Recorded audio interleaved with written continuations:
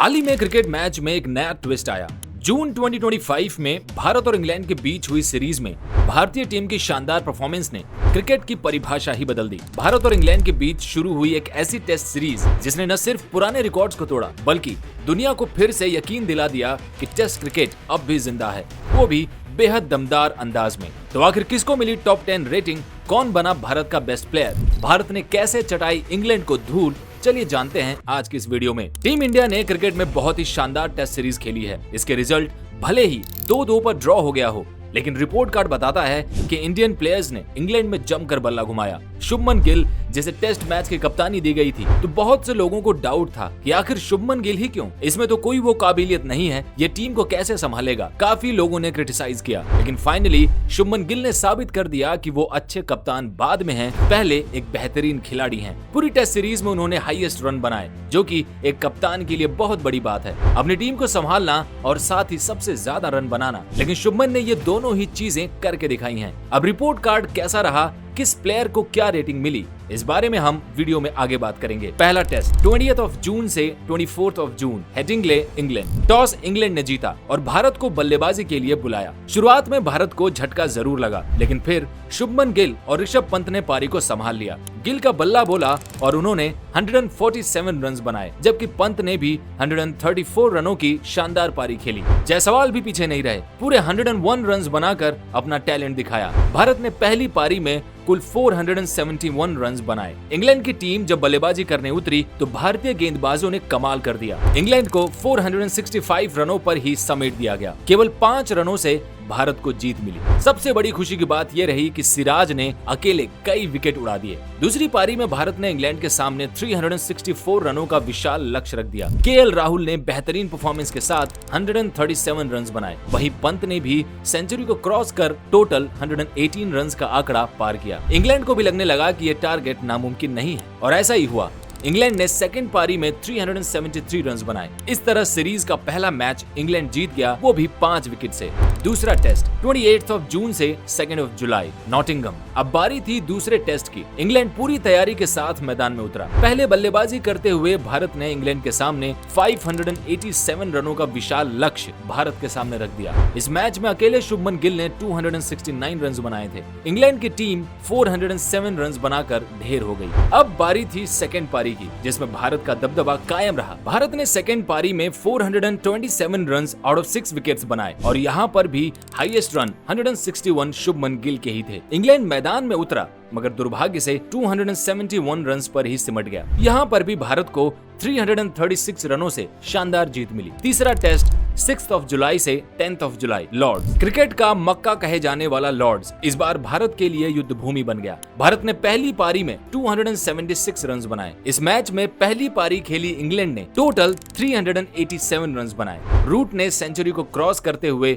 104 run बनाए। भारत की बारी आई। भारत ने इस मैच को जीतने की पूरी कोशिश की, लेकिन वो 387 के आंकड़ों को क्रॉस नहीं कर पाए और ये मैच ड्रॉ हो गया। इस मैच में केएल राहुल, ऋषभ पंत और जडेजा इन्होंने बेहतरीन परफॉर्मेंस की। चौथा टेस्ट मैच मैनचेस्टर में हुआ। भारत ने पहली पारी खेली और 358 रन बनाए। इस मैच में जडेजा ने सेंचुरी मारकर 107 रन का आंकड़ा क्रॉस किया। इंग्लैंड ने फर्स्ट पारी में ही 669 रन बनाए और इसमें अकेले रूट ने अपनी सेंचुरी और हाफ सेंचुरी दोनों कंप्लीट की, यानी टोटल रूट ने 150 रन बनाए। अब बारी थी फाइनल यानी 5वें टेस्ट मैच की, जो ओवल लंदन में हो रहा था। भारत ने पहली पारी में 224 रन बनाए, जिसमें करण 57 और सुदर्शन 38 रन पर आउट हो गए। इस मैच में भारतीय बल्लेबाज कुछ खास नहीं कर पाए। इंग्लैंड ने फर्स्ट पारी में 247 रन बनाए। फिर बारी आई भारत की सेकंड पारी की, जहां पर जायसवाल का बल्ला घूमा और टोटल 118 रन बनाकर रुका। आकाशदीप ने भी 66 रन बनाकर टोटल स्कोर 396 में कंट्रीब्यूशन दिया। इंग्लैंड ने सेकंड पारी खेली।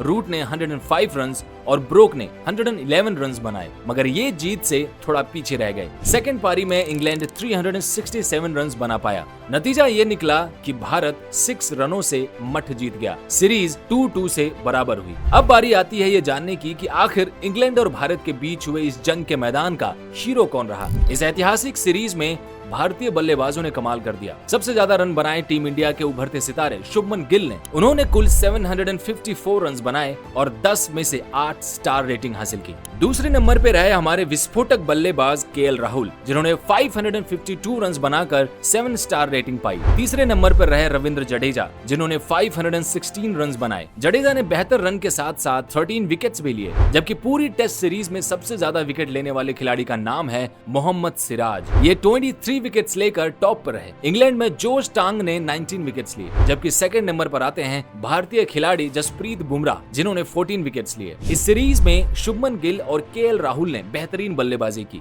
रविंद्र जडेजा ने बल्लेबाजी के साथ गेंदबाजी में भी कमाल कर दिया, और मोहम्मद सिराज, उनका तो जितना गुणगान करें उतना कम है। वे तो इस सीरीज के सबसे प्रभावशाली गेंदबाज बने।